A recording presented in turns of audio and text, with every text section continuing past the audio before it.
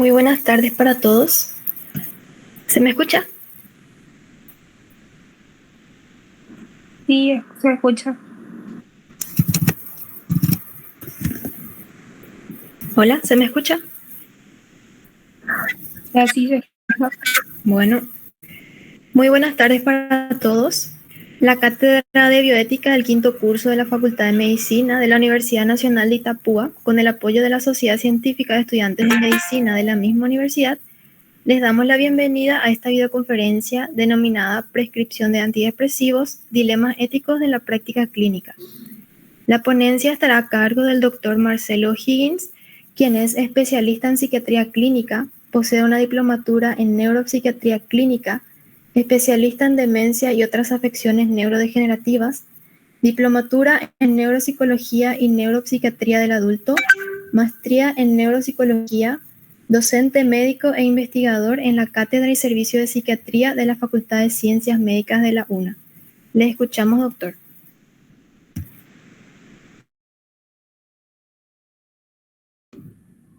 Bueno, muy buenas tardes. Muchísimas gracias a la Sociedad MUNI y a la Cátedra de Bioética de la Facultad de Medicina de la UNI por invitarme. Voy a compartir un poquito mi presentación.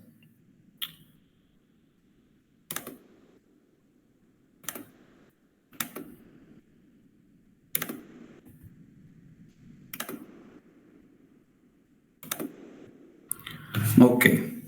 Bueno, tal como habían dicho previamente, los que me presentaron, el día de hoy, esta tarde, queremos conversar sobre los aspectos éticos o las cuestiones éticas asociadas a la prescripción de un grupo de farmacológico bastante utilizado, no solamente por la psiquiatría, pero principalmente por los psiquiatras, que son los antidepresivos. Si uno quiere empezar a tocar lo que son antidepresivos, tenemos que contextualizar la patología en la cual se utilizan más, ¿verdad? Que es justamente la depresión.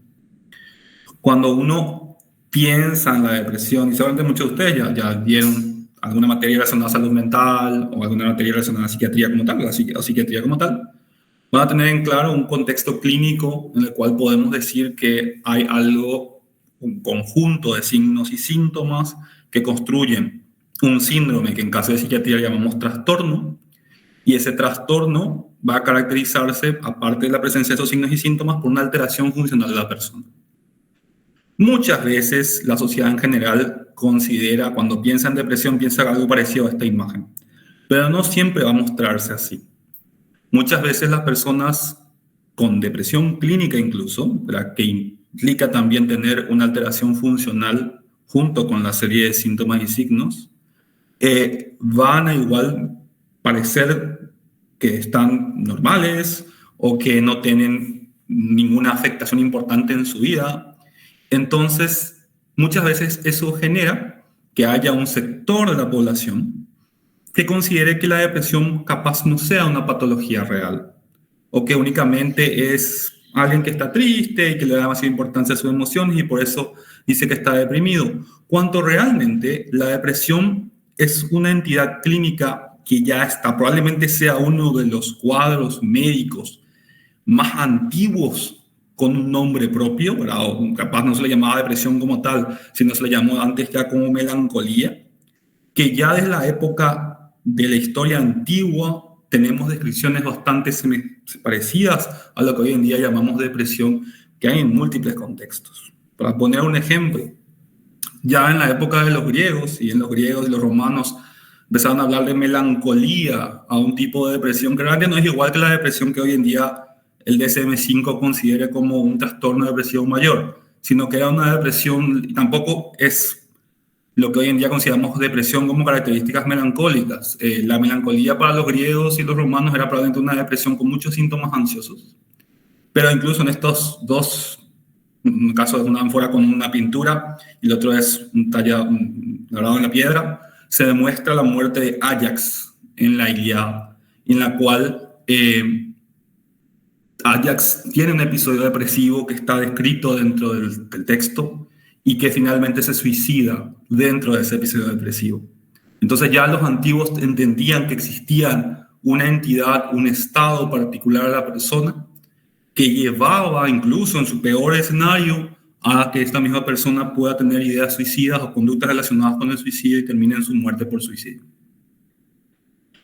Si lo vamos al mundo, la realidad actual, usamos hoy en día para poder ponernos de acuerdo todos los especialistas de salud mental una serie de conceptos o criterios estandarizados en clasificaciones diagnósticas, las cuales las dos más grandes son la CIE, que es la Clasificación Internacional de Enfermedades que crea la OMS, y el DSM. El DSM es el Manual Diagnóstico y Estadístico de los Trastornos Mentales que genera la Asociación Americana de Psiquiatría. Si vemos en los criterios del DSM-5-TR, que es la última edición del DSM-5 en su versión revisada del año 2022, que en este caso gráfico es muy semejante porque no cambiaron los criterios diagnósticos al DSM-5 como tal, vamos a encontrar que para hacer el diagnóstico de un trastorno mental, es decir, ya tenemos la entidad clínica de lo que sería el trastorno depresivo mayor, vamos a requerir la presencia de al menos 5 de estos criterios, estos 9 criterios, y de los cuales uno debe ser sí o sí la presencia de estado de ánimo decaído, como ven ahí, y el otro que puede estar, pero tiene que estar sí o sí presente, o en su lugar del ánimo decaído, la pérdida del interés o del placer hacia ciertas actividades. Y luego debe acompañarse por lo menos de 4 de los siguientes, que tiene que haber una alteración en el peso o cambios en el patrón alimenticio del paciente, que puede ser el aumento o la disminución. Tiene que haber alteraciones del sueño, que pueden ser tanto el insomnio, como también el aumento de las horas que duerme, una hipersomnia. Puede ser el aumento de la actividad psicomotriz, como la disminución de la actividad psicomotriz. Usualmente pensamos que una persona deprimida va a estar quieta o cada vez menos se mueve, pero puede haber lo opuesto también. Puede haber depresiones agitadas, en la cual el paciente esté muy, muy inquieto y muy activo. Tiene que estar fatigado, o puede estar fatigado. También está acompañado con ideas de culpa o ideas de minusvalía, de que uno no vale lo suficiente y que están muy relacionadas con ideas de mucha desesperanza.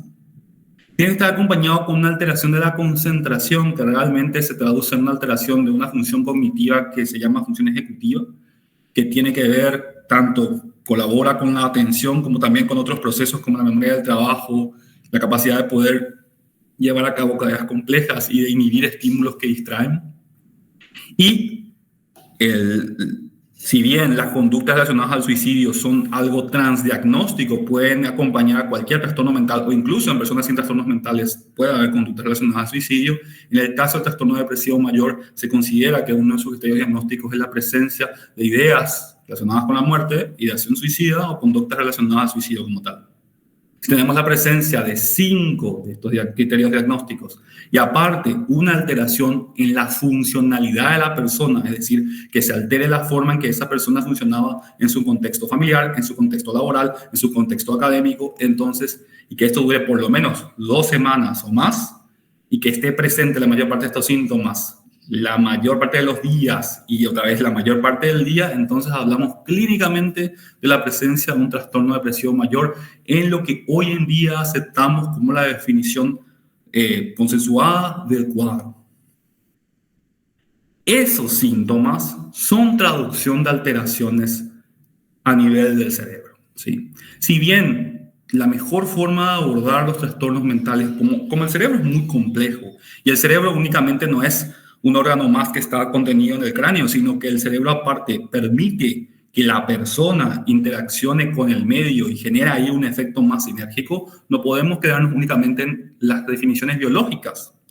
Sin embargo, para poner de base una definición biológica, existe una traducción de esos síntomas que cité a alteraciones en el cerebro, ¿sí? Podemos después discutir las características psicológicas y sociales que también están asociadas a la depresión. Pero si vamos a ver justamente por qué se pensó en crear una serie de fármacos que puedan ayudar a tratar la depresión, se pensó entonces que existe alguna alteración en el cerebro que explica por qué existen esos síntomas. Y esa alteración en el cerebro se observa. Por ejemplo, tanto la fatiga psicomotriz o mental, la alteración en la concentración, las ideas relacionadas con el suicidio y las alteraciones del humor, o sea, el ánimo decaído más que nada, se pueden asociar a eso que ven en la parte delantera de este esquema del cerebro, que es la corteza prefrontal. Particularmente la corteza prefrontal ventromedial y dorsolateral. También todo lo que son estructuras y núcleos que se encuentran en la parte más frontal del cerebro, aparte de que la fatiga psicomotriz física y la pérdida del placer van a asociarse muchísimo a los ganglios de la base, entre ellos al estriado y al núcleo accumbens. Todo lo que tiene que ver con la pérdida o alteración en el apetito y del sueño va a afectar también principalmente al hipocampo. Todo lo que va a ver con las ideas suicidas y estas ideas relacionadas a minusvalía, desesperanza o sensación de culpa o ideas de culpa van a estar asociadas tanto al hipocampo como a la amígdala. Y también este lentecimiento psicomotor y esta fatiga física van a asociarse en gran medida a los núcleos dorsales de Ruff en el tronco encefálico y a nivel del cerebelo. Entonces, si decimos que existen ciertas alteraciones a nivel del cerebro que favorecen, no explican por completo, no es la única explicación de por qué existe la depresión, pero que explican en parte por qué existe la depresión, empezaron a pensar, tanto médicos como un montón de otras especialidades, ya desde la antigüedad, a pensar que debería haber algún tipo de tratamiento que podamos darle en forma de alguna sustancia que ayude a estos pacientes. ¿Por qué se preocupaban en ayudar a los pacientes? ¿Por qué? Dijimos lo primero que hay una alteración funcional, pero no solamente porque el paciente está sufriendo, que de por sí luego ya implica una situación en la cual tenemos que ayudar a otro y como médicos vamos a ir siempre, a medida vamos a estar principalmente buscando que la persona pueda curarse o por lo menos aliviar el malestar de alguien que está sufriendo. Pero aparte de eso, se empezaron a buscar tratamientos porque se sabe, ya desde la antigüedad, pero también hoy en día cada vez sabemos, que si los episodios depresivos no se tratan, estos tienden a cronificar. Si bien los episodios depresivos son autolimitados, es decir, un trastorno depresivo de una persona, si le dejamos a su evolución natural, podría autolimitarse en el tiempo, aproximadamente 6 meses o más. El nivel de distrés y malestar, y aparte, el hecho de por sí solo de que haya ideación suicida y conductas relacionadas al suicidio, es sumamente preocupante, porque no es que, como la depresión se le va a pasar, podemos dejarle que sufra, total, en 6 meses pasa. No, pero en esos 6 meses, aparte de que está sufriendo, de que no está funcionando como antes y que puede tener la idea de relacionarse, de terminar con su propia vida, puede terminando una persona que muere por un suicidio. Entonces no podemos dejar de tratarlas. Y aparte de que si por ahí llegásemos a no tratarles y la persona no muera, cada vez que tenga un episodio depresivo predispone a futuro que tenga más episodios depresivos, que estos episodios depresivos con el tiempo tengan características mixtas y que eso vaya cambiando en su presentación, incluso, no en todos los casos, pero en algunos casos vaya convirtiéndose más y más y más en algo parecido a un trastorno bipolar, o que la depresión como tal a futuro ya no sea tan susceptible a ser tratada por estrategias farmacológicas usuales. Por lo tanto, nos encontraríamos a una depresión resistente al tratamiento. Es decir, que nosotros no podemos únicamente dejar que el cuadro siga por su historia natural, porque a futuro ese cuadro va a ser más difícil de tratar, va a ser más recidivante y va a ir mutando en sus características clínicas. Ahora, dijimos que, hay algo biológico con lo cual podríamos tratar, porque sabemos que hay algo que está ahí alterado, aparte de lo psicológico y social que también existe. Y si existe esa alteración biológica, en teoría podríamos dar algo que trate de arreglar esa alteración biológica. Entonces empezaron a pensar la posibilidad de existir tratamientos.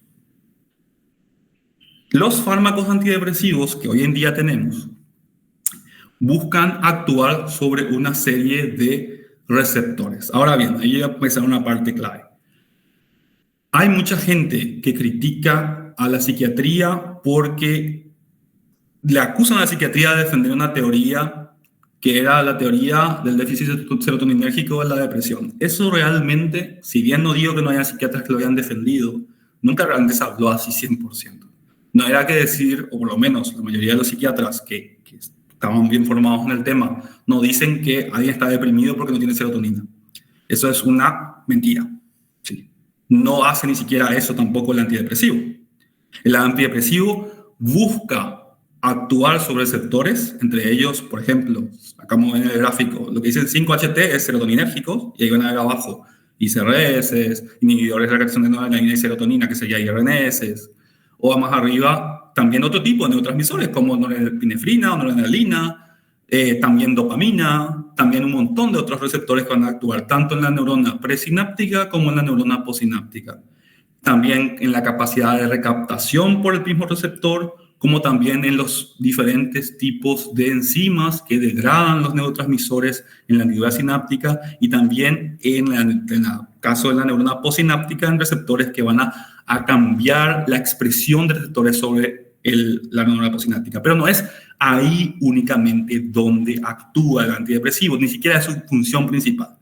Sí aumenta la disponibilidad de serotonina en la hendidura sináptica, pero no ese es el fin por lo cual lo damos.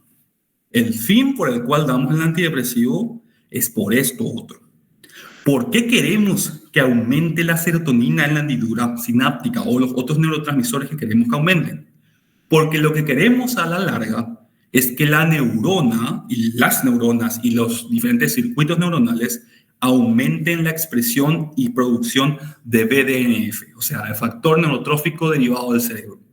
Y ese BDNF, tanto que hacemos, como ven ahí, lo que sería esos verdecitos sería el BDNF, que va a producirse, que va a liberarse, que aparte va a expresarse por una mayor activación a nivel del núcleo de ciertas proteínas que van a buscar expresar genes como el CREP, y que después eso va a llegar incluso a las dendritas. Lo que va a generar es, como ven ahí en las flechitas amarillas, generar más sinapsis, o sea, sinaptogénesis va a ocurrir y va a favorecer neuroplasticidad, ¿sí?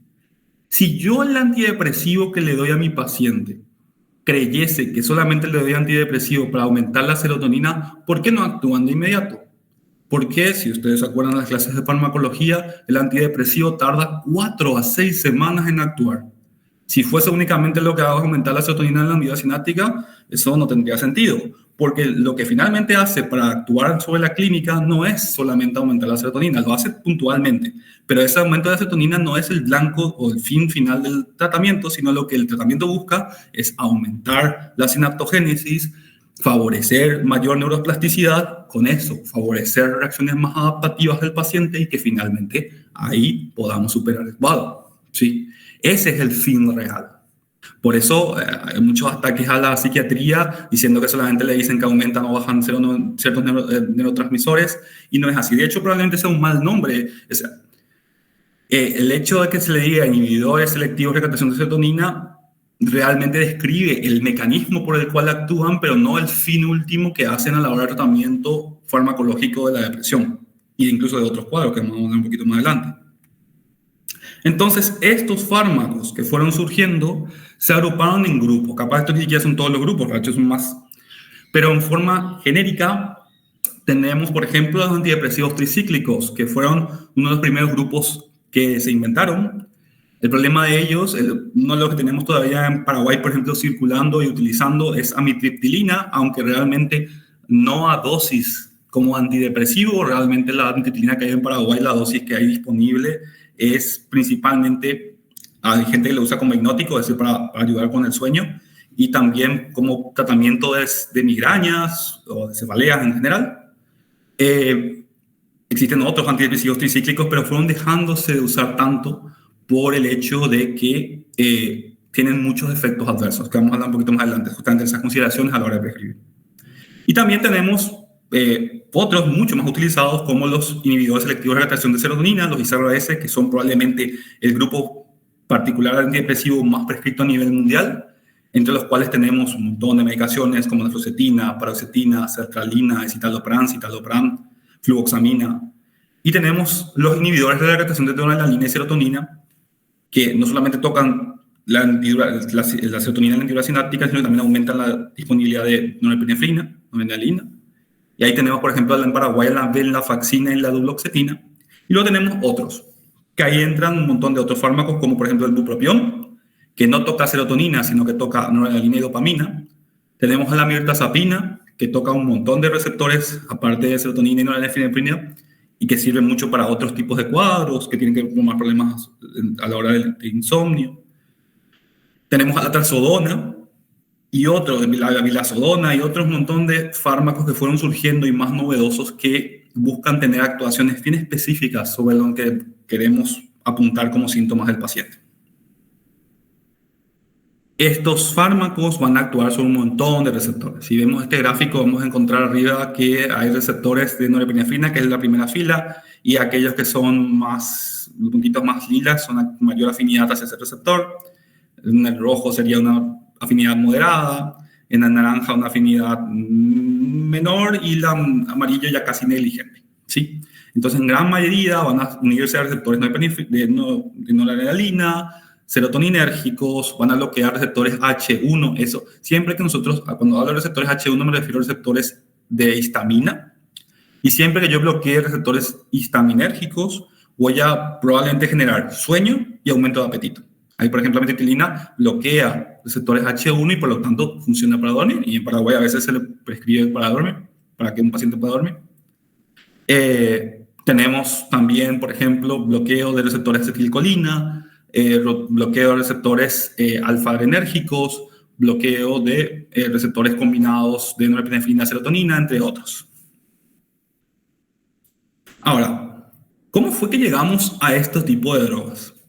Y llegamos a este tipo de drogas porque ustedes tienen que primero entender que hasta 1950 no teníamos tratamientos farmacológicos para los trastornos mentales. Si bien ya se sabía alguna acción del litio y de algún otro fármaco, antes, en el siglo XVII, XVIII y XIX, teníamos esto que ven ahí, ¿sí?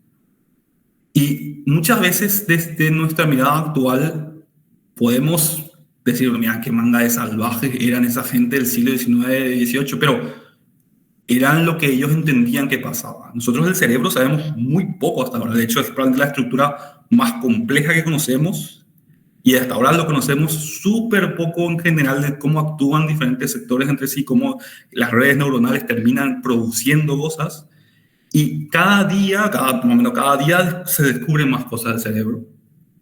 Y la gente de esa época lo único que tenía era pensar, hacer hipótesis, y sobre esa hipótesis tratar de actuar. Lo tienen a la izquierda, por ejemplo, se llamaba silla giratoria. Uno de los grandes defensores de la silla giratoria, por ejemplo, el tratamiento de trastornos mentales, era el abuelo de Charles Darwin, que él decía que a los pacientes les curaba. ¿Por qué los hacían? Y porque tenían una teoría de que la depresión y que otros trastornos mentales ocurrían por una congestión de la sangre a nivel de la cabeza. Y que si yo le hacía girar a un paciente en una silla, salía más sangre de la cabeza y por lo tanto iba a mejorar. Y de hecho, incluso está descrito en los libros de entonces que a los pacientes les gustaba y todo hacer, pero mediante no tenía ninguna utilidad más allá de eso que hacían, pero eran intentos de hacer. Lo mismo que a la derecha, lo que llamaban ciertas terapias en las cuales se le ponían en silencio al paciente y que se concentraba en cierto lugar. Evidentemente, y si estaba tan sujeto como se ve en la imagen, a los pacientes más agitados se los contenía en parte, pero era una estrategia únicamente de contención, no de un tratamiento sobre las bases que llevaban al desarrollo de la patología.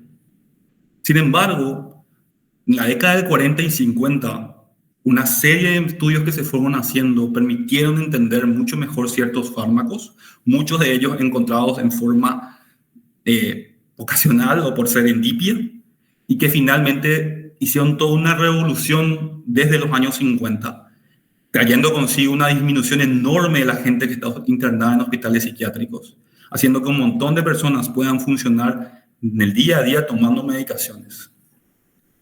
Justamente en ese sentido, y hablando particularmente de los antidepresivos, algunas de las sustancias que inicialmente se usaban como antidepresivos eran, por ejemplo, el LSD, que surgieron en cierto momento y se pensaba, bueno, podría actuar este tipo de drogas, o drogas, por ejemplo, como la psilocibina y otras ondas derivadas de hongos, que hoy en día estamos tratando de utilizar de vuelta, se están investigando con fines justamente de tener nuevas estrategias farmacológicas.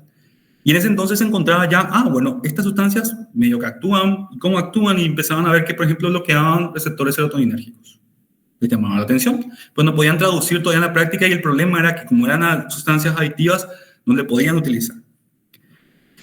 La reserpina, por ejemplo, que era un antihipertensivo, encontraba que a los pacientes hipertensos con síntomas depresivos mejoraban. Y al estudiar por qué la reserpina hacía eso, encontraban que lo que hacía era que quitaba todas las molaminas disponibles en la sinapsis o sea, no, disculpen, no es que mejoraban, sino que causaba depresión en los pacientes con antihipertensivos, y al quitar las monoaminas generaba esa depresión. Entonces dijeron, bueno, algo tienen que ver las monoaminas con la depresión. Luego, en la Segunda Guerra Mundial, Hoffmann-La Roche produjo una gran cantidad de una sustancia que era hidracina, que era combustible de cohetes que usaba el ejército alemán. Y cuando perdieron los alemanes la guerra, quedó una enorme cantidad de hidracina. Buscando aprovechar esa hidracina, el laboratorio de La Roche trató de buscar cómo generar otros compuestos derivados de eso. Y empezaron a generar antituberculosos surgiendo de esas gases. Y así, por ejemplo, desarrollaron la isoniazida y la iproniazida. Cuando se empezaron a usar esos antituberculosos, por ejemplo, en 1951, Irwin Selikov y Edward Robinsek del Hospital Seaview del Staten Island reportaron que los antituberculosos en algunos pacientes le hacían poner eufóricos e incluso bailaban en los pasillos. Eso le llamó la atención al laboratorio. Max Lurie, un psiquiatra, y Harry Salzer usaron estas sustancias en pacientes depresivos y empezaron a reportar una mejoría en 2/3 de los pacientes. Y en el 52, Ernst Seller descubre que la iproniazida y la isoniazida eran IMAOs, eran inhibidores de la monoamino oxidasa, que era el primer grupo farmacológico dentro de los antidepresivos que se encontró como tal. Y ya propusieron, si bien no se utilizó de entrada, el término de antidepresivo para describirles. Pero no fue finalmente como surgieron completamente. De hecho, se les dejó de usar demasiado porque eran muy hepatotóxicos y entonces no se podía usar en forma adecuada. Entonces, a partir de esos avances con la iproniazida, otra farmacéutica que era Ciba-Geigy, que hoy en día una derivada de ella es Novartis, empezaron a buscar mejorar un antipsicótico que surgió en esa época, que era la clorpromazina. Antipsicótico es para manejar síntomas psicóticos. Ellos querían generar un nuevo antipsicótico, pero empezaron a modificar la clorpromazina y generaron unos efectos paralelos que no eran antipsicóticos, pero sí eran bastante interesantes, ¿verdad? Trataron de fusionar la cadena lateral de la clorpromazina con un núcleo de iminobencílico derivado de tintes del azul de verano, un núcleo similar a las fenotiacinas, creando algo que le llamaron imipramina. Y uno de esos investigadores, que era Roland Kuhn, que trabajaba en un hospital psiquiátrico en Suiza, que era el hospital psiquiátrico de Münsterlingen, en el cantón de Thurgau, que estaba en el borde sur del lago Constanza, empezó a investigar este nuevo compuesto. Y a pesar de que los jefes lo que querían era un nuevo antipsicótico, o sea, una molécula que sirva para pacientes con esquizofrenia, Kuhn empezó a utilizar en pacientes con depresión. Y encontró que en la mañana del 6º día de tratamiento, 18 de enero de 1956, una paciente que se llamaba Paula manifestó una mejoría significativa de su condición. Y al comienzo, esto que reportó Kuhn no fue muy interesante para su empresa, pero uno de los accionistas de la empresa pidió que se use en su esposa que tenía depresión. Y al ver la respuesta que se vio en la esposa de ese accionista a la semana de uso, la compañía empezó a decir, bueno, vamos a vender esto como un antidepresivo, ¿sí? De esa manera, la imipramina fue el primer antidepresivo tricíclico. Y Kuhn inicialmente no le llamó antidepresivo, sino le llamó timoléptico, timus, ¿verdad? De ánimo también.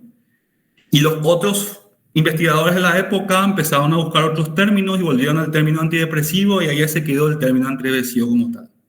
De hecho, Ciba-Geigy volvió a probar derivados de esos y creó la clomipramina, que era la versión de imipramina clorada.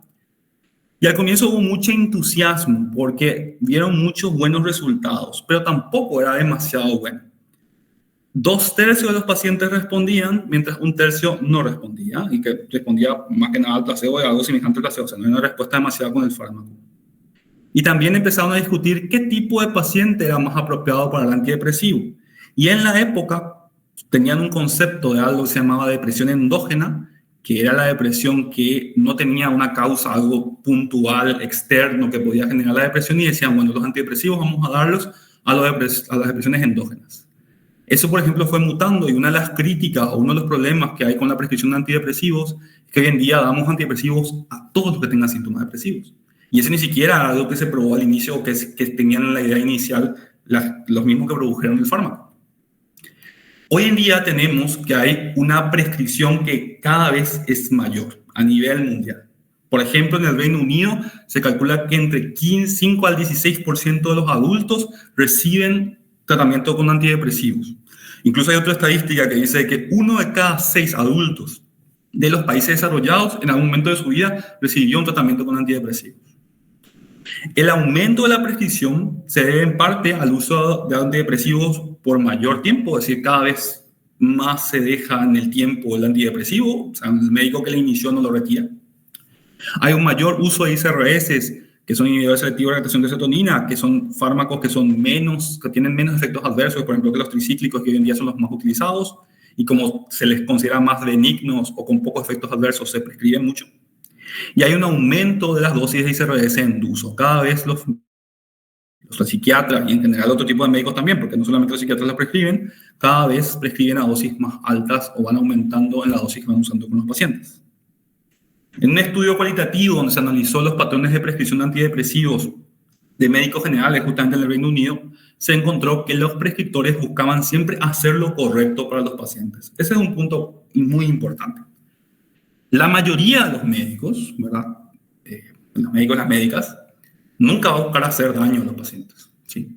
De hecho, la mayoría de los médicos va a tratar de hacer bien. Es muy probable que todos ustedes, estudiantes de medicina o aquellos que hacen carreras relacionadas con la salud, tienen luego entre sus rasgos de personalidad un mayor nivel de agradabilidad, ¿verdad? Si uno usa la teoría de los 5 grandes rasgos, y van a buscar ayudar a la gente. Por algo eligieron la carrera, ¿verdad? Entonces, eso mismo se traduce muchas veces a que los médicos tratan de hacer bien, pero el problema es qué significa hacer bien. Y ahí muchas veces, queriendo hacer bien, uno puede hacer mal para el paciente. Entonces, pensando que uno hace lo correcto, puede terminar teniendo problemas o generándole problemas al propio paciente por prescribir inadecuadamente un fármaco. Muchas veces el iniciar antidepresivos se iniciaba en pacientes con síntomas moderados o graves, que es probablemente correcto, en los cuales desde el punto de vista del prescriptor se considera que el paciente está sufriendo.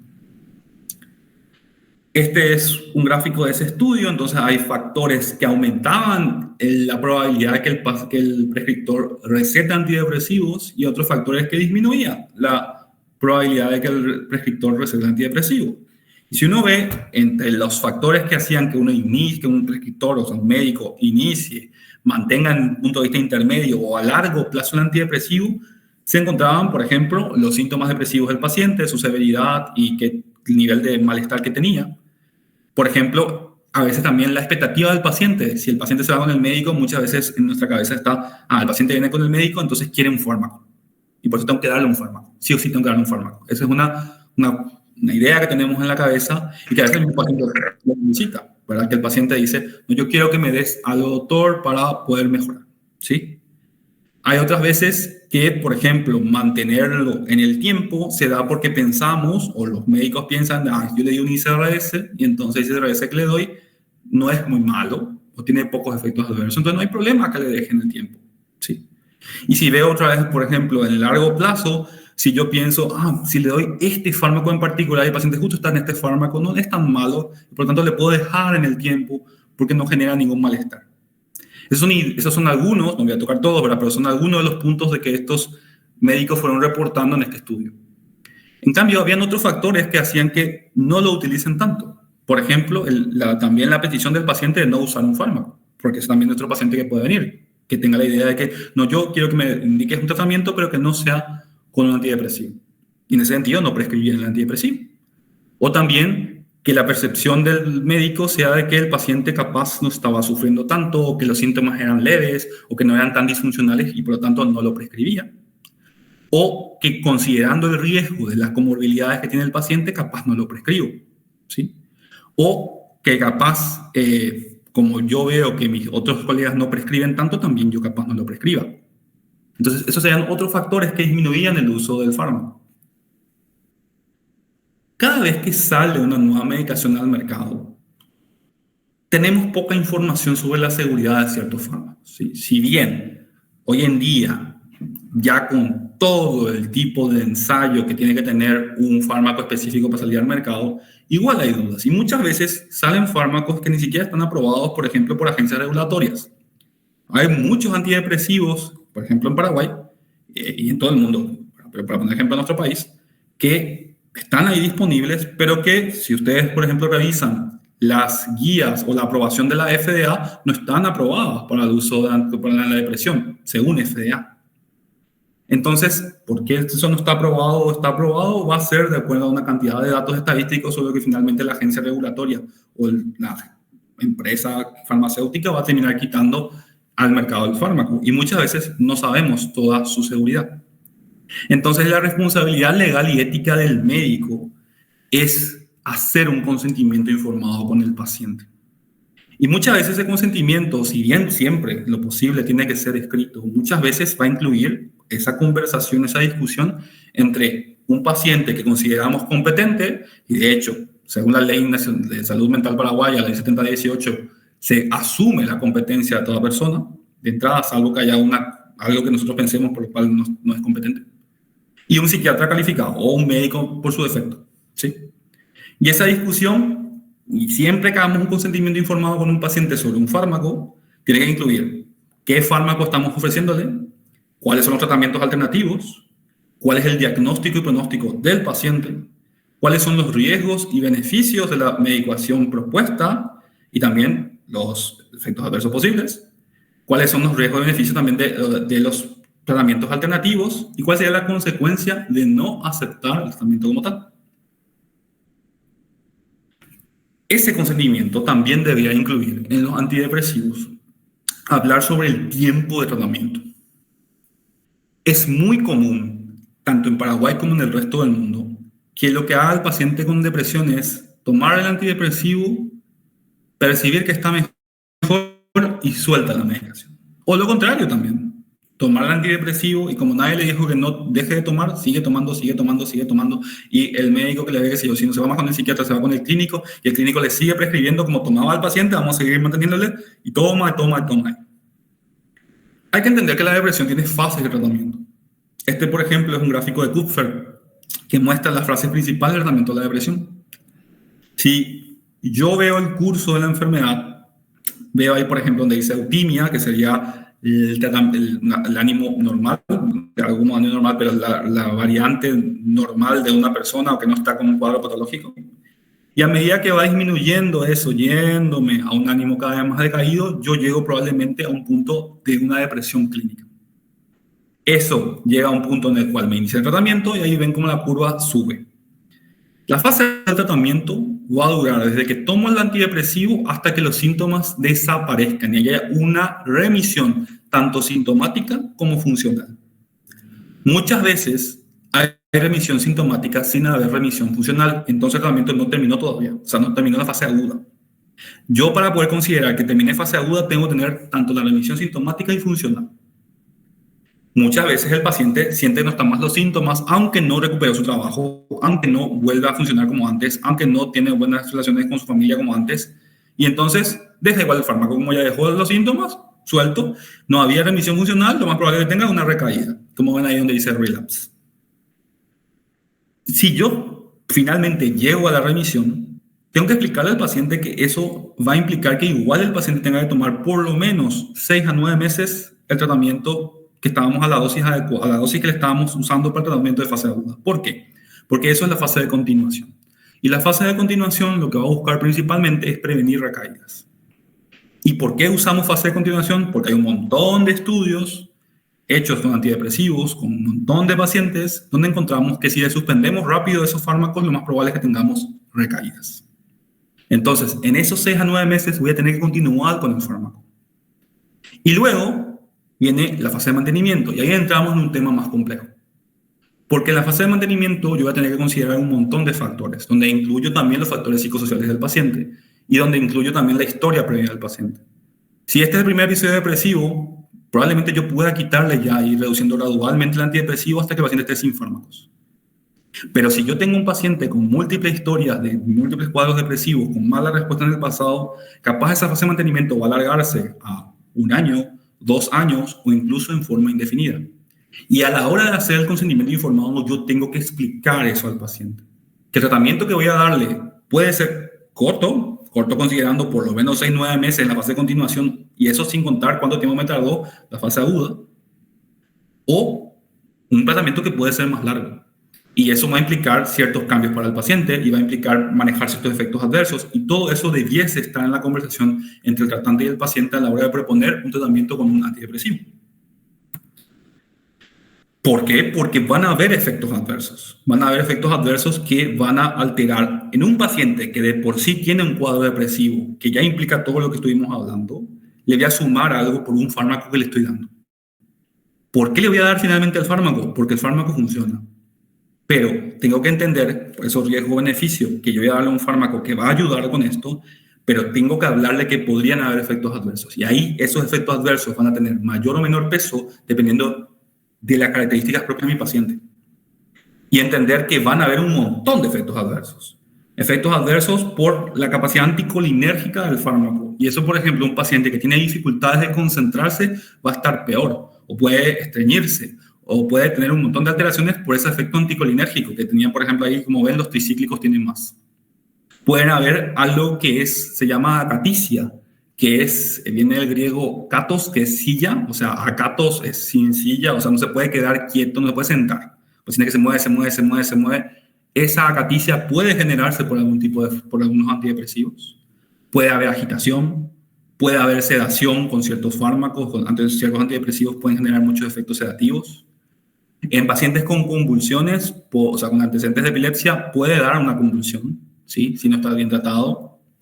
En pacientes pueden haber ciertos riesgos. Los ICRS tienen menos riesgo de daño en una sobreingesta, pero pacientes que tienen luego ideación suicida y le den un fármaco que podría ser potencialmente letal, puede haber mayor riesgo. Por ejemplo, los tricíclicos eran riesgosos por eso, porque si el paciente tenía una sobreingesta con esos fármacos, había más riesgo que termine muriendo por el mismo antitratamiento. Temblores pueden generar, ganancia de peso, hay algunos que pueden generar, y en pacientes bien, o sea, tengo que considerar al paciente, si el paciente de por sí tiene problemas con su autoimagen y aparte no está contenta con el peso que tiene y le doy un fármaco que le va a aumentar el peso, tengo que informarle antes, es mi responsabilidad ética luego de informarle antes. Y también los factores de riesgo con el embarazo, que vamos a hablar un poquito más a profundidad, un poquito más adelante. También puede dar malestar abdominal. De hecho, la gran parte, como ven ahí, de los ICRS van a generar al comienzo síntomas gastrointestinales. Y eso es algo que el paciente es muy probable que lo prefiera. Que uno le da el fármaco y viene el control y lo que diga es tuve diarrea o tuve malestar abdominal, y uno por eso a veces inicia una dosis más baja para que el paciente se acostumbre al comienzo a ese efecto adverso y después subir la dosis, porque usualmente pasa. Es algo temporal al inicio, pero luego va pasando. Pero hay que informar eso, si no el paciente piensa cualquier cosa. También pueden tener cierta alteración hepática dependiendo que tanto toquen metabolismo. Todos estos fármacos son metabolizados por el citocromo CYP450, algunos más que otros en ciertos subtipos del CYP450, y sobre eso tengo que considerar también al darle. Pueden aumentar el QT, es decir, pueden hacer prolongar el QTC. Casi todos los fármacos psiquiátricos van a aumentar el QT corregido. Y si yo tengo otros fármacos que de por sí también aumentan el QT corregido, tengo que advertirle eso a mi paciente o tengo que mandarle con un cardiólogo para verlo. Lo mismo que pueden disminuir en gran medida, o sea, tener muchos efectos adversos sexuales. Y eso muchas veces es un gran problema para los pacientes. ¿Por qué? Porque la depresión es una patología que afecta mucho más a personas jóvenes, ¿sí? Personas que están entre finales de la adolescencia y comienzos de la adulta, entre los 15 a 25 años tenemos un mayor riesgo de tener síntomas depresivos. Esas personas son mucho más activas sexualmente.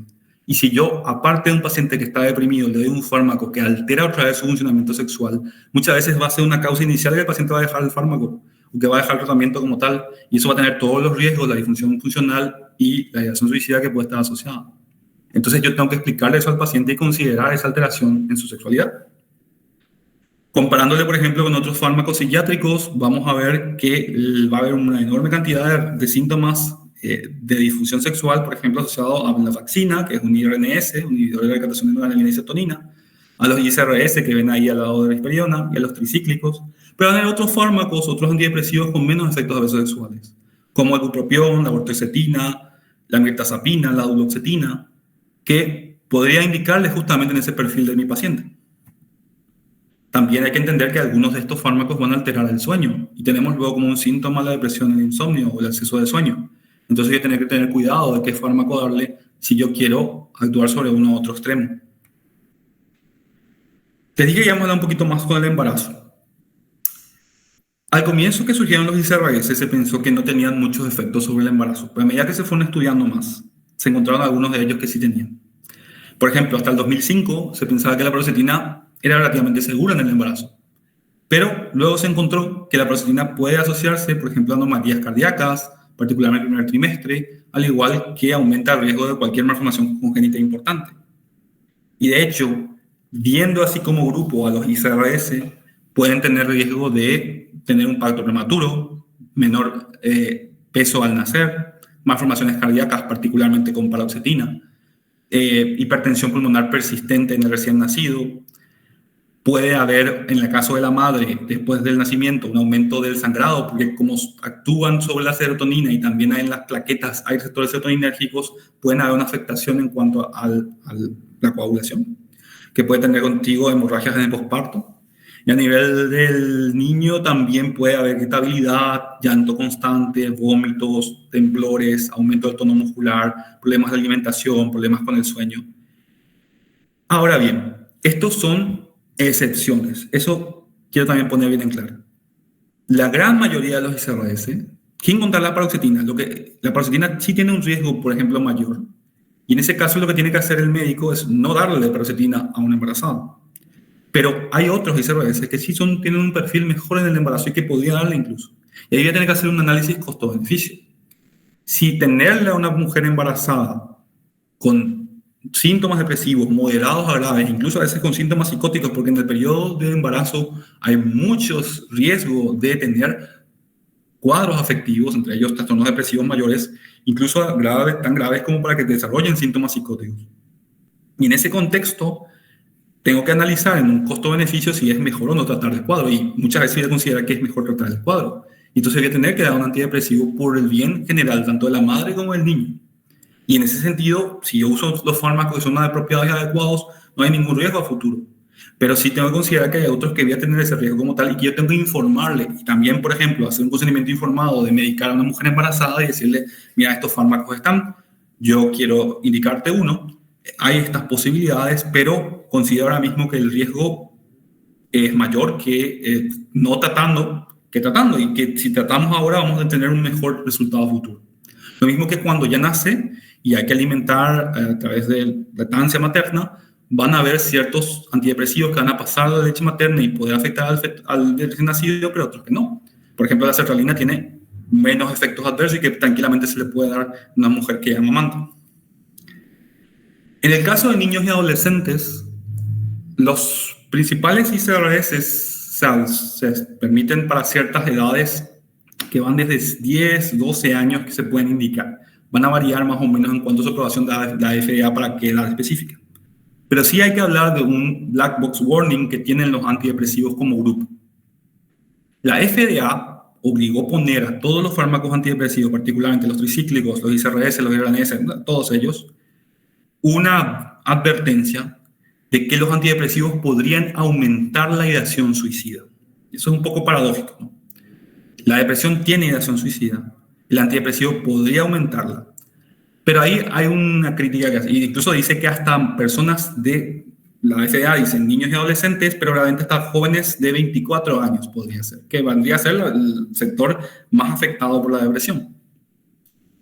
Ahora, los estudios que la FDA usó para dar ese black box warning son controversiales, porque la muestra de esos estudios estaba basada principalmente en pacientes no solamente con depresión, sino que con otros trastornos mentales comórbidos.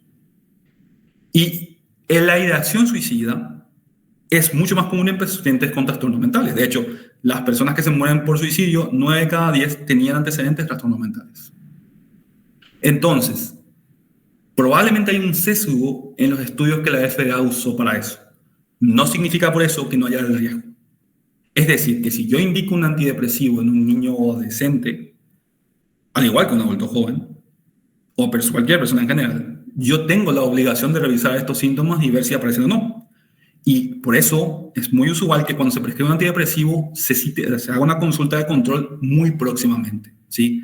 en unos días, una semana, 2 semanas máximo, con el fin de ver qué efecto hubo y justamente manejar estos riesgos mayores que haya. En la gran mayoría de los casos esto no pasa, pero si hubiese la posibilidad de que eso llegase a pasar, entonces tendríamos que tener ese control asociado.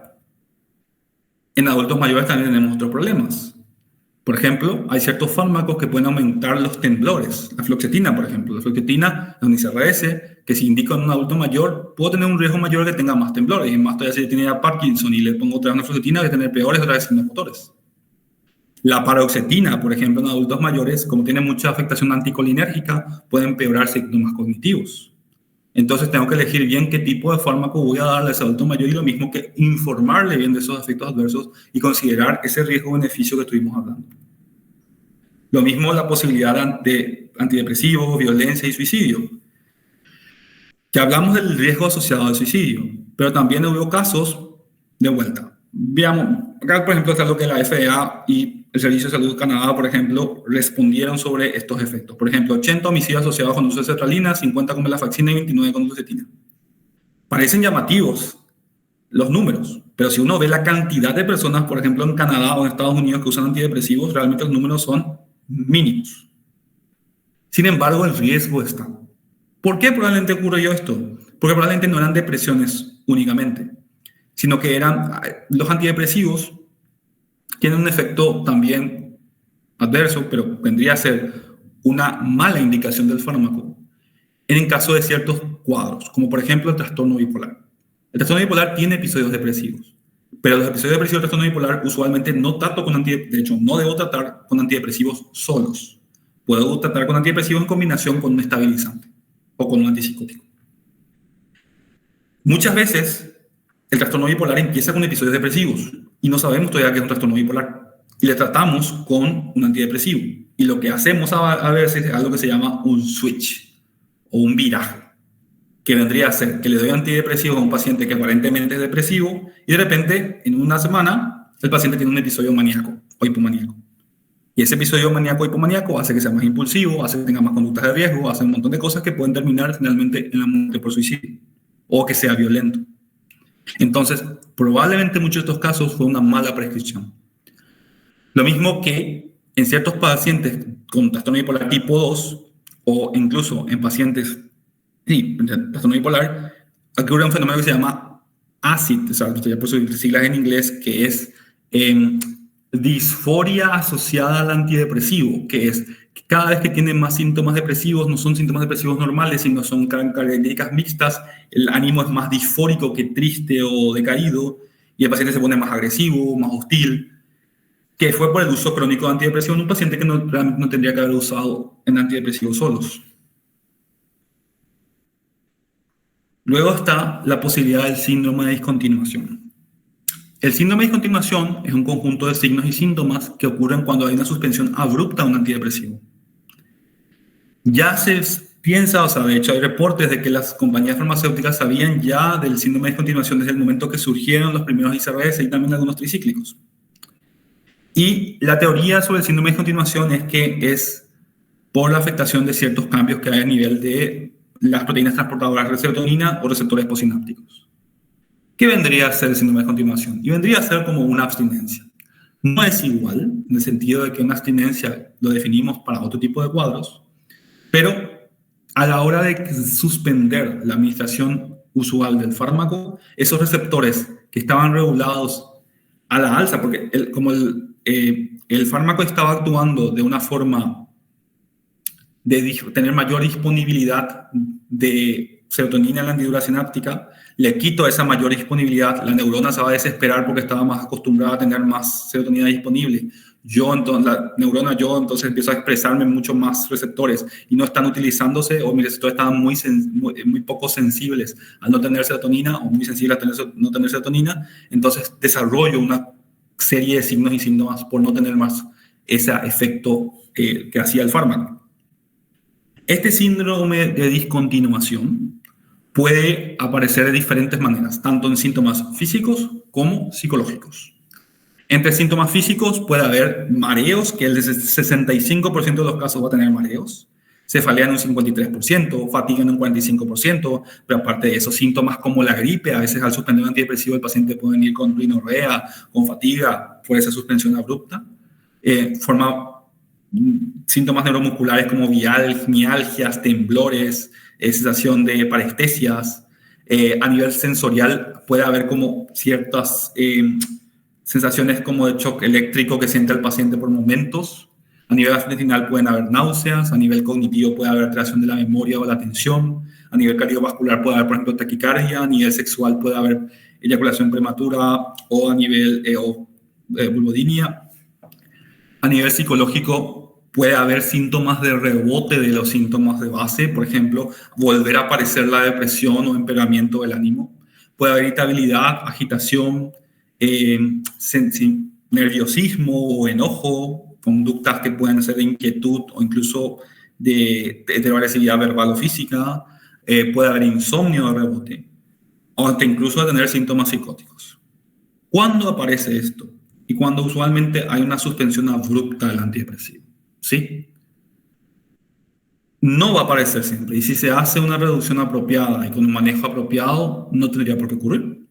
De hecho, lo que principalmente los pacientes describen es estos síntomas como un shock eléctrico que tienen de repente, la caticia, una sensación muy intensa de moverse o no puede quedarse quieto, mareos, vómitos y así en forma decreciente como ven en esta tabla.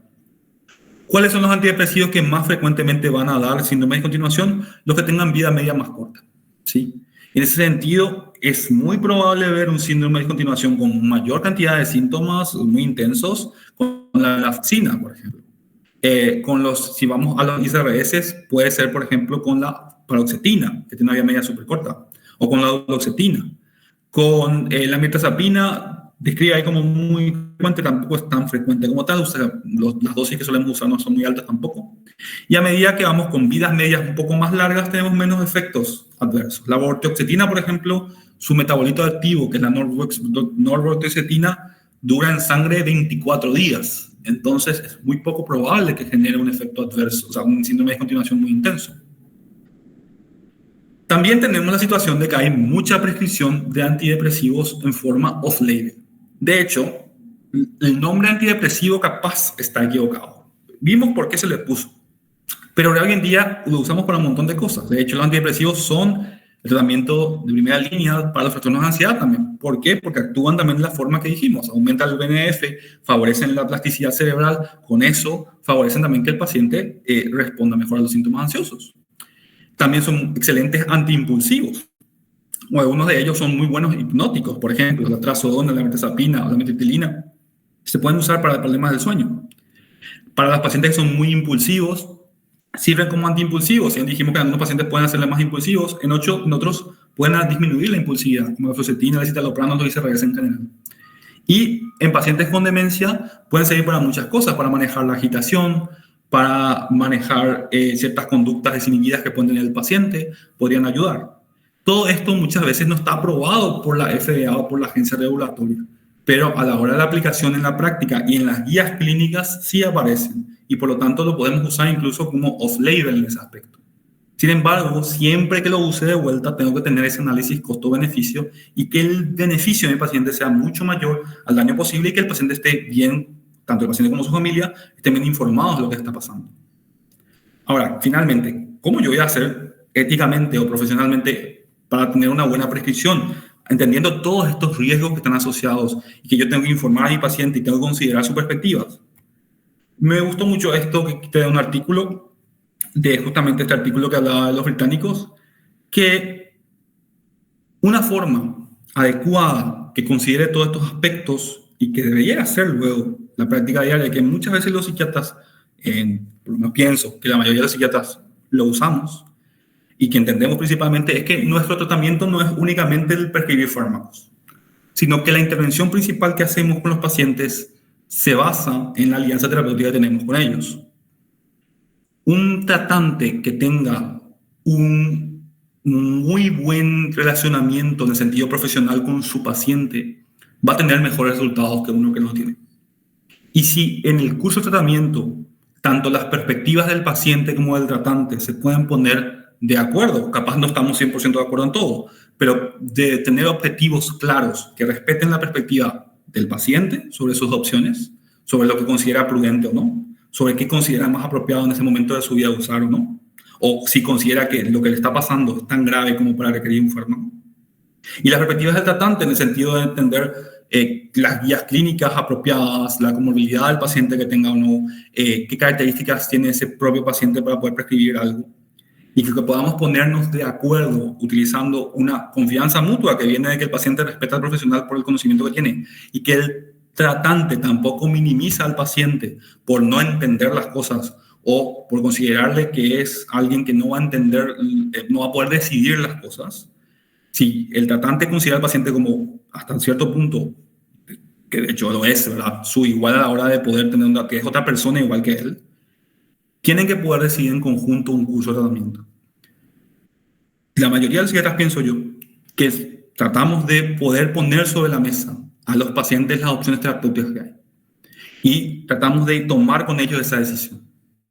Y esa decisión va a basarse en esa confianza mutua que haya entre tratante y paciente y también en la historia personal y experiencia propia. Van a haber pacientes que van a tener una experiencia muy mala con tratantes previamente y que capaz de entrada no van a querer un fármaco, y hay que respetar perfectamente eso, incluso aunque yo considere que hay que iniciarlo. Y en todo caso, si yo considero y el paciente no quiere, lo consigno en la historia clínica, que yo le informé al paciente, que le dije que era la mejor opción, el paciente no lo quiere, el paciente tiene la posibilidad de decir que no, y pongo al paciente, incluso con lo que yo expliqué, no está de acuerdo, y entonces decidimos probar esta otra alternativa. Entonces, esas ideas, esas preocupaciones, miedos o precauciones que tenga el paciente y el tratante tienen que considerarse. Y un punto clave en todo eso es considerar siempre la seguridad del paciente. Ver que ese paciente tenga no solamente seguridad en cuanto a los efectos adversos que pueda generarlo, sino que el paciente entienda por qué yo quiero prescribirle un fármaco, cuál es, por eso es importantísimo que entienda que haya un diagnóstico de trabajo. No hace falta que sea el diagnóstico final, pero sí por lo menos escribir qué estamos viendo en esta consulta o por qué yo de entrada si yo voy a dar un fármaco, tengo que tener por lo menos la justificación de por qué le estoy dando un fármaco y entender que si yo estoy dando un fármaco estoy haciendo probablemente algún tipo de diagnóstico. De vuelta, no hace falta que sea al final, pero un diagnóstico de trabajo al menos, y que sobre ese diagnóstico de trabajo yo estoy estableciendo un pronóstico, diciendo de que si yo no intervengo, esto va a empeorar. Y si va a empeorar, puede tener tal y tal y tal riesgo. Entonces, considerando eso y considerando mis ideas, mis expectativas, mi información y la información del paciente, sobre eso tomar la decisión de iniciar o no un fármaco y sobre eso también, siempre que se haga, consignar. Si yo hice una discusión con un paciente sobre un fármaco específico y elegimos ese fármaco porque hay cierta predilección al paciente, supongamos un paciente adulto joven que está con un cuadro depresivo moderado, y que yo quiero proponerle un fármaco, elijo proponer un ICRS, y el paciente me dice, no, yo no quiero que me dé disfunción sexual, porque yo le expliqué los efectos adversos y le dije la disfunción sexual, y me dice, yo no quiero eso. ¿Por qué? Porque tengo mi pareja, no quiero ahora mismo tener estos problemas, creo que soy muy joven para tener ese tipo de problemas. No de eso de entrada yo tengo que minimizar eso, yo puedo buscar alternativas y decirle, bueno, entre estos fármacos que te dije, este es el que mejor actúa, o si no, yo te quería dar primero este tipo de fármaco, pero como me estás diciendo que no querés este efecto adverso, puedo probar otra familia, como la mirtazapina, y que te puedo dar esto en vez del ICRS, y creo que podríamos tener cierta respuesta, capaz no es primera línea, pero quiero ofrecerte, y finalmente, ahí, esa discusión que tuve el paciente tiene que estar consignada por qué yo le ofrecí eso, porque capaz no es un fármaco de primera línea, pero va a favor de las expectativas y la experiencia propia del paciente y qué quiere que termine pasando. Y con eso quiero terminar la presentación. Ahora creo que hay la posibilidad de preguntas. Le dejo de vuelta a que hablan los demás. Muchas gracias por invitarme. Muchísimas gracias, doctor, por la ponencia. Ahora vamos a dar unos minutitos para que los participantes puedan redactar sus preguntas y enviarlas en la sección de mensajes de la llamada. Nosotros vamos a dar lectura de las mismas para que el doctor pueda responderlas. Acá tenemos ya una pregunta de Aurora Elizabeth Arzamendia. Ella dice, buenas tardes. Me gustaría saber cómo se aborda en caso de depresión en un paciente con antecedentes de adicción. ¿Qué consideraciones especiales se deben tener en cuenta?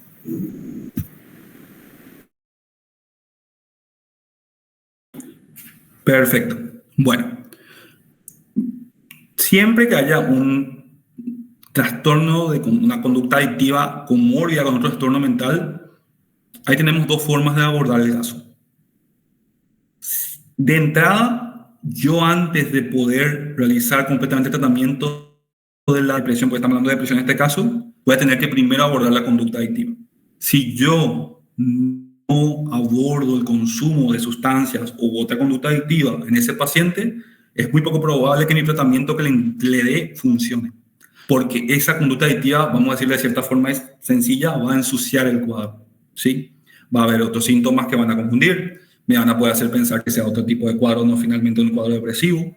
Entonces, yo primero voy a tratar de abordar la adicción y después considerar la depresión. Sin embargo, en psiquiatría hay algo que se llama patología dual.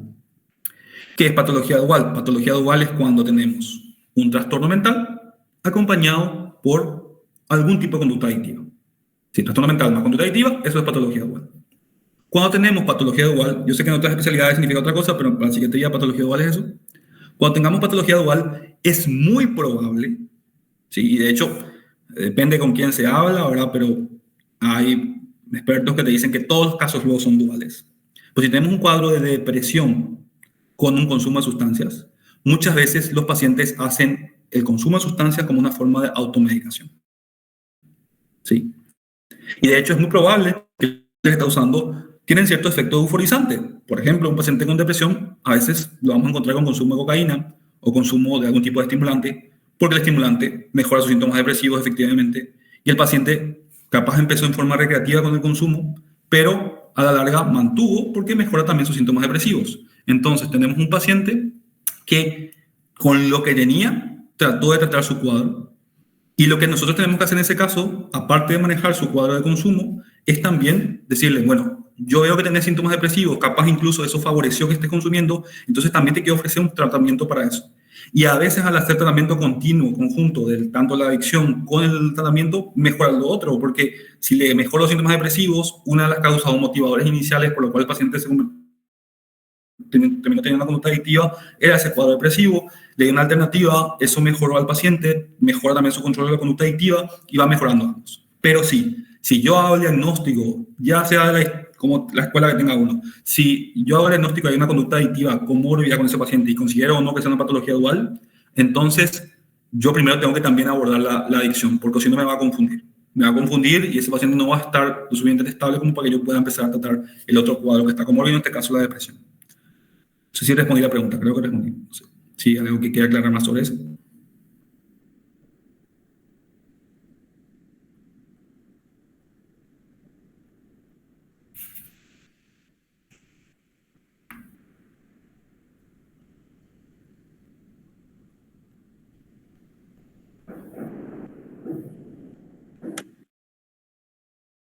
Muchas gracias por la pregunta.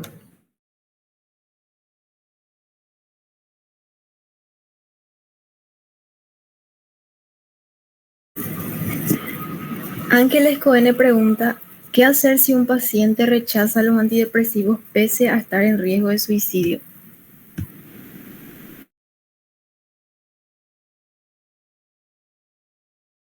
No prendí mi micrófono ahí. Súper buena pregunta la que hizo Ángeles, sí. De hecho, los antidepresivos no van a ser tratamiento principal para nuestros síntomas suicidas, ¿sí? Si ustedes llegaron a ver una consulta de urgencias de psiquiatría, o les describo un poquito una consulta de urgencias de psiquiatría, si yo considero que la conducta suicida, porque dije algo de eso en la presentación, la conducta suicida es transdiagnóstica. Puede haber en cualquier diagnóstico de un trastorno mental, puede haber conducta suicida asociada. Incluso en un trastorno de pánico puede haber ideación suicida, o en una demencia, o en un trastorno de consumo, ¿sí? Pero la depresión es parte de los criterios. El tratamiento de la conducta suicida es indirectamente, o sea, yo actúo indirectamente con la conducta suicida con el antidepresivo, porque lo que voy a hacer es mejorar la depresión, o sea, quitarle los síntomas de la depresión y con eso el paciente no tendría la ideación y con eso mejoraría. Pero eso va a tardar tiempo, va a tardar 4 o 6 semanas porque dijimos que el antidepresivo no es lo que hace es subir la serotonina nomás, sino que lo que hace realmente es generar neuroplasticidad, genera sinaptogénesis, eso es lo que hace finalmente. y eso favorece tener reacciones adaptativas. Entonces, ¿cómo abordo la ideación suicida? La ideación suicida realmente en la urgencia se aborda con estrategias no farmacológicas, ¿sí? Por ejemplo, si están interesados en eso, hoy en día existen los llamados planes de seguridad o planes de crisis, que es darle una serie de estrategias al paciente de qué hacer cuando aparece la ideación. Eso, por ejemplo, en el caso de un paciente que la ideación no sea tan muy grave. Pero si tengo un paciente con ideación suicida, de alta intencionalidad y de alta intensidad como tal, y el paciente me refiere claramente que tiene alta intencionalidad, que va a terminar con su vida si sale del consultorio, ese paciente probablemente tenga más criterios y voy a tener que internarle, ¿sí? Ahora bien, si ese paciente no tiene una ideación suicida con tanta intencionalidad para hacerla y la intensidad no es muy alta y capaz ya tiene una ideación suicida crónica y que capaz está deprimido ahora mismo y me dice, yo no quiero tomar antidepresivo, yo tengo que entender el tratamiento. De hecho, puedo ofrecer el tratamiento psicoterapéutico dependiendo de la gravedad del cuadro, y de hecho en las guías de tratamiento de la depresión, la primera línea de tratamiento es psicoterapia, aparte del antidepresivo. Yo puedo hacer un tratamiento con psicoterapia y yo puedo en la consulta ofrecerle un tratamiento no farmacológico. Puedo hacer un plan de crisis en el cual le dé estrategias para manejar la ideación suicida. Puedo buscar factores protectores que eviten que el paciente que tenga ideas suicidas o que vayan en contra de la ideación suicida, sembrándole duda. Porque la ideación suicida tiene fases. Usualmente la ideación suicida llega a la urgencia o llega al consultorio cuando está en fase de ambivalencia. Cuando todavía dice, el paciente piensa que, si me muero, pasa esto. Si no me muero, pasa esto. Y si yo puedo sembrar dudas en ese paciente, en el cual todavía no decidió suicidarse, no decidió morir por suicidio, entonces yo puedo, de alguna forma, hacer que el paciente vea que haya otros factores que favorezcan que esté vivo, darle herramientas que puedan usar mientras tanto, hacerle que esté acompañado. Una de las teorías más importantes sobre el desarrollo de la conducta suicida habla de que el aislamiento social es clave en el desarrollo de la conducta suicida como tal. No la sensación de soledad. Una persona puede sentirse sola y estar rodeada de gente, pero el aislamiento social implica también a separarse del resto. Si yo le hago estar con gente, por lo menos que sus familiares o sus seres de confianza, personas de confianza estén cerca de esa persona, baja con ello el riesgo suicida. De hecho, en la urgencia yo voy a poner antidepresivo, sí, voy a poner antidepresivo porque quiero tratar la depresión que está conmovida, si es que tiene depresión. Pero yo sé que el antidepresivo va a tardarme esas 4 o 6 semanas de actuar. Yo lo que hago para tratar de ese suicida es primero ver el riesgo que tiene y si le interno o no, y mientras tanto le doy herramientas. Le doy herramientas que voy usando. Si no le interno porque capaz no haya cama o el paciente no quiere internarse, firma una alta voluntaria, le dejo un control ambulatorio intensivo, le doy las herramientas que use, que en el próximo control, que en el ambulatorio intensivo suele ser cada día o cada 2 días, veo si duplicó o no eso, ¿sí? E incluso, hoy en día la ley 7018 está vigente desde 2022, tenemos la posibilidad de internarle en contra de su voluntad, que por lo menos 72 horas el Estado paraguayo me autoriza a mí, como psiquiatra, con la firma de otro médico, de internarle a un paciente, ¿verdad? Y ahí discutimos. No significa que si yo le interno a paciente en contra de su voluntad, tampoco significa que le voy a poner medicación de entrada en contra de su voluntad. Capaz le interno y igual el paciente me dice, no quiero tomar antidepresivos, pero por lo menos voy a tener un entorno más controlado y ahí ofrecerle de vuelta esas herramientas no farmacológicas. Pero me pareció genial la pregunta porque no es el antidepresivo la intervención de entrada que uso para la conducta suicida. La conducta suicida, de hecho, no hay un fármaco que me permite desaparecer la conducta suicida. Hay muchos fármacos que favorecen disminuir la ideación, pero no hay ningún fármaco que le pueda dar a alguien para que no piense en suicidarse. Eso va a requerir un tratamiento en gran medida no farmacológico antes que farmacológico. Sí, si trato la depresión, van a mejorar los síntomas y eso capaz el paciente no piensa tanto en morir. Creo que respondí la pregunta. No sé si quiere preguntar algo más sobre eso.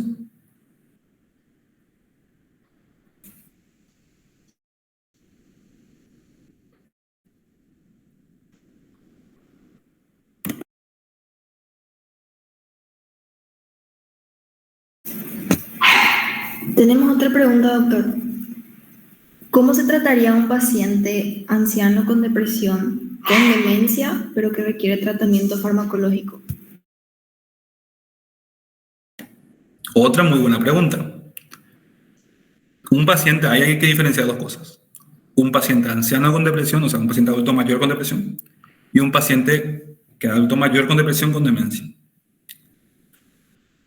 Un paciente adulto mayor con depresión tienen también las mismas guías farmacológicas que un paciente. Bueno, hay adaptaciones, como lo que estaba diciendo, no usaría un fármaco tan anticolinérgico que me genere temblores. Pero, por ejemplo, entre los ICRS, el escitalopram tiene poquísimos efectos adversos y casi no interactúa con otros fármacos. Los pacientes adultos mayores suelen tomar muchísimos fármacos. Entonces, una opción sería el escitalopram. El citalopram, por ejemplo, que es el hermano del escitalopram, su forma racémica, básicamente, es muy bueno en adultos mayores. Si bien prolonga el QTC, o sea, el QT corregido, es bueno el citalopram porque da un poquito de somnolencia y a veces los pacientes adultos mayores que no duermen le ponen el citalopram en la noche y con un solo fármaco ayudo con el sueño y ayudo con la depresión, ¿sí? Entonces, hay antidepresivos que puedo usar. Solamente que esos antidepresivos que debo usar tengo que saber yo como tratante, si voy a recetarlos, cuáles son sus perfiles. Si me va a generar más daño al paciente que bien, no le doy. Ahora, yendo a la pregunta del adulto mayor con depresión con demencia, sepan que muchísimas demencias van a asociarse más a tener síntomas depresivos.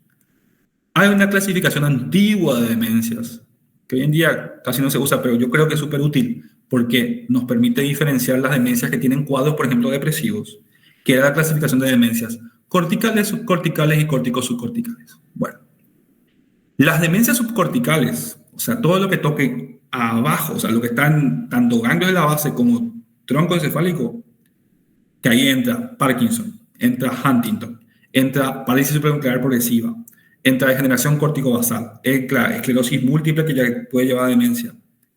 Esas tienen una enorme prevalencia de cuadros depresivos, ¿sí? También la demencia de cuerpos de Lewy. Tienen muchísimos síntomas depresivos asociados. Entre un 50 o 60% de pacientes con demencias, por ejemplo, una demencia asociada a enfermedad de Parkinson, van a desarrollar síntomas depresivos. En esos pacientes con demencias, no significa que las otras demencias no lo generen. Puede haber un paciente, por ejemplo, con Alzheimer, que pueda tener depresión.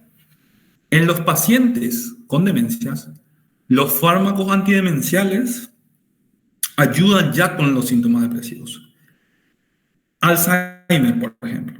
Alzheimer, puedo tener un paciente con Alzheimer que justo me desarrolla síntomas depresivos.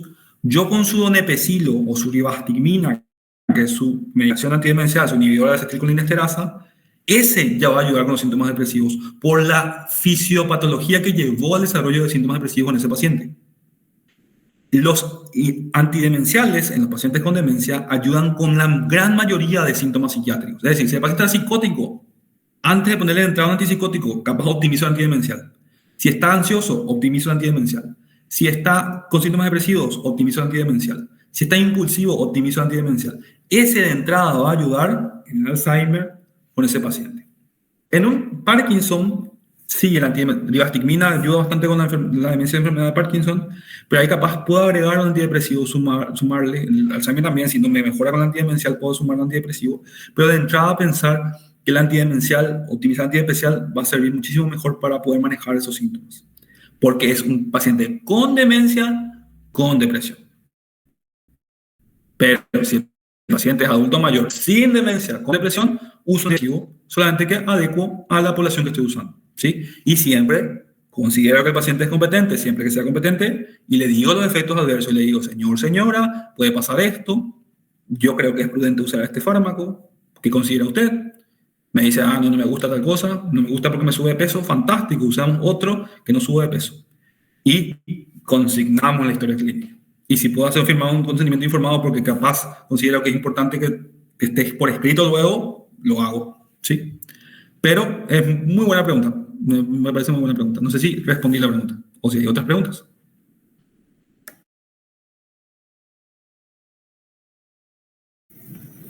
Vamos a leer una última pregunta en honor al tiempo. Dice, con respecto a la autonomía, ¿está el paciente realmente en condiciones de tomar decisiones informadas sobre el uso de antidepresivos cuando su estado emocional está comprometido? Súper buena pregunta. Primero vamos a irnos a la definición legal y después vamos a irnos a lo que podemos decir clínicamente. La definición legal paraguaya, la ley 7018/2022, que es la ley de salud mental, dice que tenemos que asumir que el paciente es competente a menos que haya signos claros que hagan dudar de esa competencia, ¿sí? Entonces, yo de entrada, por el derecho de ese paciente, tengo que considerar que primero el paciente es competente, ¿sí? Ahora bien, ¿cierto? El cuadro depresivo es como que yo tenga unas gafas de sol y me ponga encima y vea todo más oscuro. El cuadro depresivo, como les mostré los circuitos que están afectados, como toca la corteza prefrontal, como toca la amígdala del hipocampo, como toca un montón de otras cosas, sesga el tipo de decisiones que voy a tomar. Perfecto. ¿Hasta qué punto sesga? Y realmente hay que ver, por eso dentro del examen psíquico, yo mido qué tantas alteraciones tiene ese paciente. Si tiene síntomas psicóticos, ahí sí, justo la misma ley, la ley 7018, dice que si su capacidad de raciocinio está alterada, y los síntomas psicóticos por definición implican esa alteración del juicio, ahí yo hablo con la familia en todo caso, como supletora del paciente, y le digo a la familia, mira, yo quiero iniciar este fármaco. Y la familia me dice, perfecto, ponele, le pongo. Pero si no está psicótico, el paciente está con síntomas depresivos, considero que por el examen psíquico el paciente tiene una capacidad de juicio conservada y por lo que la ley también le otorga competencia, tengo que hacerle caso al paciente. O sea, el paciente tiene síntomas depresivos, me dice que quiere probar primero psicoterapia o quiere probar otro tratamiento porque probablemente acudió conmigo porque quiere tener un tipo de tratamiento. No le gusta el antidepresivo y quiere probar, vamos a poner un ejemplo paralelo a eso. Pónganle que sea un paciente que no le gusten los fármacos hechos por las farmacéuticas y quiere probar algo que se llama hierba de San Juan. La hierba de San Juan o St. John's root es una planta que tiene propiedades análogas a los ICRS. Como es una planta, no vamos a ver bien la dosis y la vamos a dar. Pero ponerle que el paciente quiera usar. Capaz yo de entrada le voy a decir, no me parece tan útil porque nunca vamos a ver la dosis apropiada, pero yo te recomiendo esto, te voy a tratar de convencer, pero hasta cierto punto, si vos tenés capacidad de competencia, considere, bueno, podemos probar y dejo por escrito que yo le informé dentro de mi especialidad los beneficios de este fármaco, les informé lo negativo de usar lo otro, el paciente igual quiere probar lo otro, fantástico. ¿Qué tengo que hacer aparte de ese paciente? No decirle, bueno, vos no querés hacer lo que yo te digo, andate nomás. No. Le digo, bueno, podemos probar, te voy a poner un control en tantos días, vení un poco y vemos. Y capaz de darnos ese tiempo de reflexionar, yo le di un montón de información, incluso le puedo dar por escrito información, ¿eh? Hay un montón de esos recursos disponibles. Le imprimo una hoja sobre antidepresivos, sobre el fármaco particular que quiero darle, le digo, andale en tu casa, vení en 2 días o vení en una semana y hablamos de vuelta. Capaz está con tratamiento psicoterapéutico, le llamo a la psicóloga o psicólogo que le ve y le digo, ¿sabes qué? El paciente que le estamos viendo no quiere usar el fármaco, yo considero que sí, ¿no querés también tocarle eso en la consulta? O capaz hablo con el familiar, le digo, ¿sabes qué? Hablé con él, no está muy de acuerdo, o hablé con ella, no está muy de acuerdo, ¿no querés también vos hablarle? Porque te quiero explicar también a vos esto. Agoto esas instancias, dejo por escrito. Nosotros como médicos tenemos, yo creo que viene de una parte de que nos esforzamos muchísimo para ser médicos, ¿sí? Y que a veces encontrar que el paciente no le guste algo o no quiera algo por alguna situación, por alguna razón, nos choca un poco.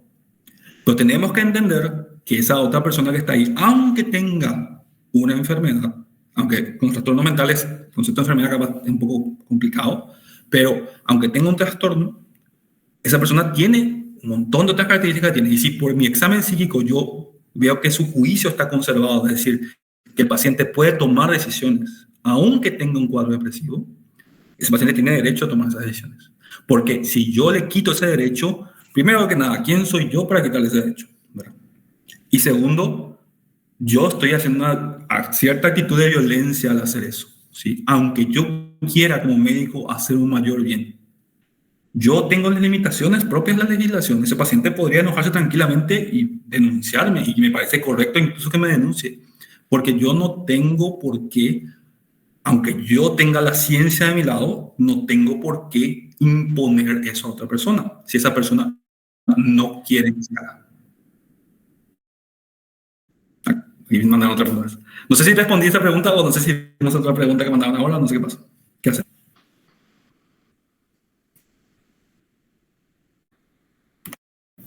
Ahí hay una pregunta en la sección de mensajes de la llamada. Gloria Secundina Velázquez dice, Buenas noches, doctor. Una pregunta. En cuanto a la sertralina, ¿cuánto tiempo puede usarse y sus efectos adversos? Muchas gracias desde ya.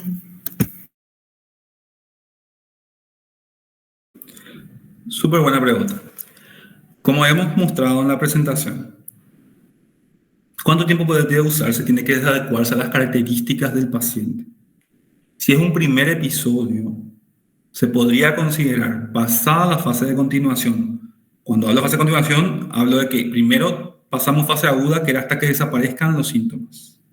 Fase de continuación es por lo menos 6 a 9 meses después de que desaparecieron los síntomas, o sea que hubo una remisión sintomática y funcional del paciente, tener 6 a 9 meses todavía el fármaco, y después considerar en la fase de mantenimiento si descendemos o no. Eso en un primer episodio. Si son múltiples episodios o por las características propias del paciente me hacen pensar que tiene mucho riesgo de recaídas o de recurrencias, entonces capaz el tiempo de tratamiento sea más largo. Yo no puedo así de entrada asumir algo sobre un caso en particular, no sé si es un caso en particular lo que estamos hablando, pero si ese paciente requiere usar más tiempo y hay una justificación médica para hacerlo, tiene que continuar. Si uno tiene dudas sobre el tiempo que está usando un fármaco, siempre tiene que preguntar a su médico. Siempre. Y si tiene información incluso que diga, bueno, sabes que ya usé mucho tiempo, quiero probar quitarlo, está fantástico. De hecho, las últimas guías, hay una guía de prescripción de antidepresivos, fármacos Z y benzodiazepinas del Instituto Maudsley, que es el hospital Maudsley, que depende del King's College of London, que podría ser uno de los principales centros de investigación académica en psiquiatría del mundo, que cada vez más habla de prescribir el fármaco si ya pasó el tiempo, ¿verdad? Y ya consideramos que el paciente está bien, el mismo paciente considera que está bien, pero tienen que tomarse esas salvaguardas. Y para tomar esas salvaguardas tengo que ver el caso particular y el contexto particular del paciente y su historia de tratamiento previo. La dosis de sertralina, bueno, la sertralina puede ir a una dosis de 50 a 200. Esas son las dosis usuales. Puede ser más de 200 y yo creo que habría poca ganancia ya de efecto una dosis mayor de 200 miligramos de sertralina. Si no responde ya con 200 miligramos de sertralina, que de vuelta es una dosis ya más alta, yo no llegaría tanto así, salvo que sea un trastorno obsesivo compulsivo, pero eso sería otro cuadro, ¿sí? Yo no llegaría a esa dosis, en todo caso probaría o cambiar antidepresivo o si no tengo respuesta, digo, antidepresivo o combinar con otro fármaco, que para eso hay estrategias específicas, puedo combinar con algún tipo de fármaco como litio, con olanzapina para buscar mejor respuesta, o probar otras opciones, ¿sí? Incluso hay opciones no farmacológicas, biológicas no farmacológicas, en casos muy refractarios, como podría ser la utilización de ketamina endovenosa, no es farmacológica, pero la utilización de terapia electroconvulsiva o estimulación magnética transcraniana, que son otras opciones más adelante. Y lo mismo, que capaz si no responde con esto, con el fármaco, podemos probar psicoterapia si mejora con eso. Hay pacientes que responden mucho mejor a psicoterapia que a los fármacos. No sé si respondí la pregunta o hay alguna otra duda. Vi ya pusieron que terminaran las preguntas.